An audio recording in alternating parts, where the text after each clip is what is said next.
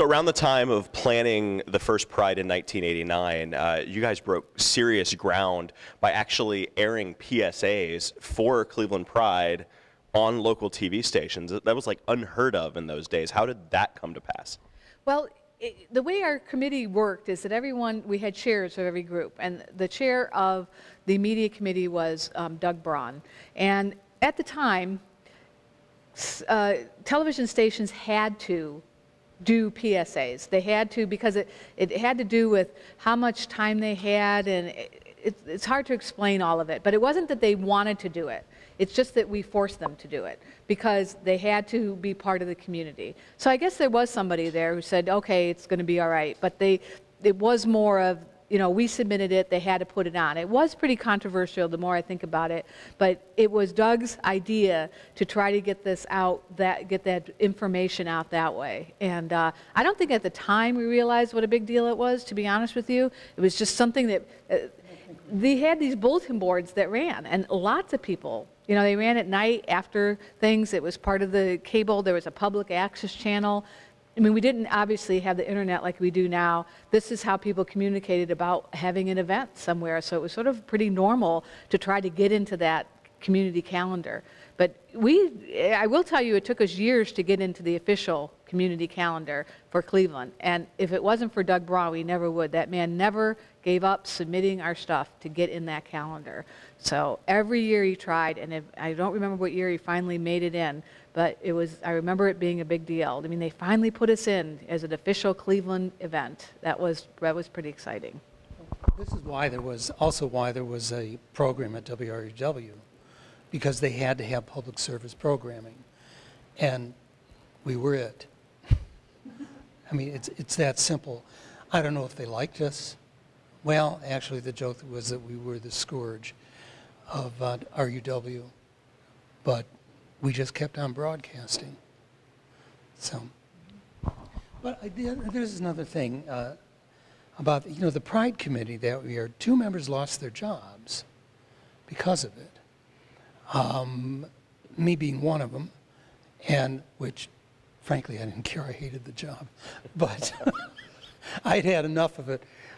It took them a couple of years. They built a case, you know, the classic thing, and they built a case with the other person, their employer, was building a case, and we both lost our jobs in the same year.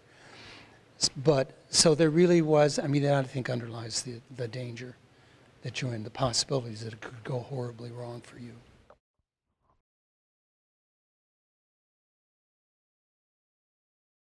All right, so this is the silver anniversary of the event that the 2 of you started, of Pride. Started in 1989, and it went from 600 people to 20,000 plus people showing up every year. When you look at Pride now, could you have ever imagined that it would become what it is today, and what do you see as Pride's future? Well, you know, Pride is very different today. I mean, we didn't have a parade, we had a march. It was really important for us to make a point, and it was more political, and there was political speakers and all that. And as the gay community has evolved, of course, Pride has evolved. I haven't missed very many of them. I've missed a few, but not very many. And I've seen it, you know, move forward. And, you know, what's the future? I personally hope that it gets a little more political, you know, that young people start seeing there's still more to do. You know, it's not all about the partying and the being able to go out on the lake and be with friends, which is very important. But there still are people suffering, and there still are things that we have to do. And you know, there's marriage equity, and there's, you know, just tons of things. It was pointed out to me, and we didn't even think about it at the time. One of the first things we did at the first Pride was a commitment ceremony, and it was very controversial, and people thought we should not do it. I thought we should do it, and that's why we did it. And you know, now it's a big deal. 25 years later, we're still not allowed to get married.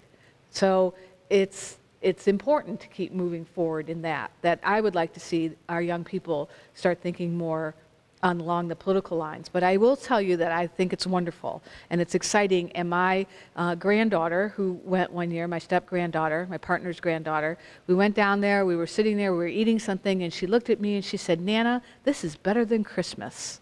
And that's when I knew we had arrived. you know, because it was a great celebration that she just loved. I think part of our vision was that it would turn into a regional type thing. I know that's what I was thinking about. And I wanted it big and noisy and all that. But of course, the first year that wasn't going to happen, and I knew that. I am astounded. I hadn't been to a Pride celebration in years. And I went down there about 4 years ago, and I just couldn't believe it. But I would like it to see more political also, because, you know, I think, you know, we're evolving as a community just in general, nationally, whatever.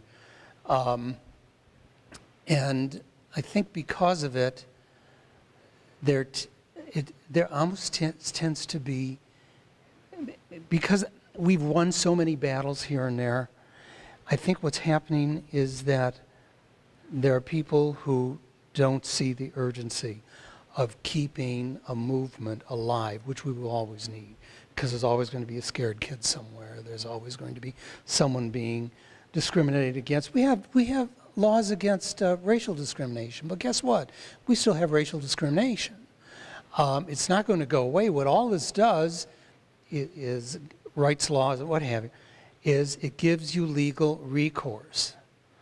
And we have to keep that whole idea of that alive. But it's really a great event. I mean, I've been to other events in other cities, like Seattle. Seattle's got nothing on us. New York, that was incredible. Portland, not so much, not like this, not like this. So I think the current people that are running Pride should be very proud of it also. And there was a time when I really didn't think much of my accomplishment. I thought, I mean, I didn't do anything really. And then lately I began to think about that and thought, if I discount what I did, I'm discounting Martha and all those other people on those in that committee that worked so hard and so cohesively. So I think a lot more of it than I did, I think, at one time. And I think that's partly because, well, I was more than 29 when we started this. And I think it's just looking back that, you know, and I kept journals and what have you, and it's like, I try to think, well, am I making this better than it was? Well, no, I'm not. I really don't. There were some tight spots that day of Pride when we almost got shut down because the city inspector, you want me to tell the story? Yeah, go for it. Okay, the city inspectors came out to inspect, that is, and they were going to shut us down because there was some electrical problem, something they didn't like quite right, because what we were doing, I can't remember what we tied into electrical, but it was a big draw of electricity. I think it was the center. And they called, somebody who was, Brian, called me over and said, listen, I think they're talking about shutting us down. So I thought, oh God, what am I going to do? And then I noticed this, I hate to get, well, it's stereotypical, but here's this guy standing in front of me, this inspector. He's got a gold cross on a bed of combed dark chest hair. And I was thinking, oh, he's a paisan, you know? So I thought, well, I'm going to play the paisan card. So I said to him, hey, you know Dante? And he said, yeah, you know, well, Dante was my neighbor, and he was also an inspector with the city. And I said, yeah, I've known him all my life, you know, blah, blah, blah. And we got to start talking about Dante. And then finally he said, well, you know what, just keep a bucket of water here and you know, just keep an eye on it all day. Okay. And he let us open. So, I mean, it's the first and only time I have ever played the Paisani card. And I guess I did it right.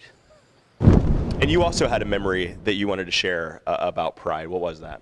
Well, people often ask me, what my greatest accomplishment was. And, I've done a lot of things in my life. I've started the Chronicle. I helped with Pride. I was there for Stonewall. I was there when the AIDS Task Force started. A lot of things. But I will tell you, what I feel is the greatest accomplishment has to do with Pride. And I think it was 91 or so, we decided that we had met with the new mayor, Michael White, and his assistant, and we were talking about what the gay community really wanted in Cleveland. And as we were leaving, she goes, "Is there something we can do to show you that that we're committed to the gay community?" And I said, "Yes. Pride is in 2 weeks or next month. I want a lavender line painted down the center of Euclid Avenue. When the Italians march, they get red. When the Irish march, they get green, and I want a purple one." Well, they did it. I mean, it wasn't easy because the guys at the department that painted it were not happy. But we had some great support, and it happened. And I will tell you that within a year, they were not painting the line for anybody, because they did not want to paint this lavender line. And so they took it away from the Irish and the Italians and everybody else, just so they didn't have to give us a lavender one. But for a few years, we were marching down Euclid Avenue right along this lavender line. It was a tremendous success. And for me, is the greatest moment when people ask me that we were able to do that and get it done. And it was just beautiful. It's hard to explain, but it was really beautiful. We were accepted. We were part of Cleveland's ethnic community, which is very vast and very powerful, and we got to be part of it. Of course, they shut it all down, but at least for a couple years, we got it. So I'll leave you with that. That's awesome. For Cleveland's 25th anniversary Pride, I'm Corey. Martha, Drew, thank you very much for joining me.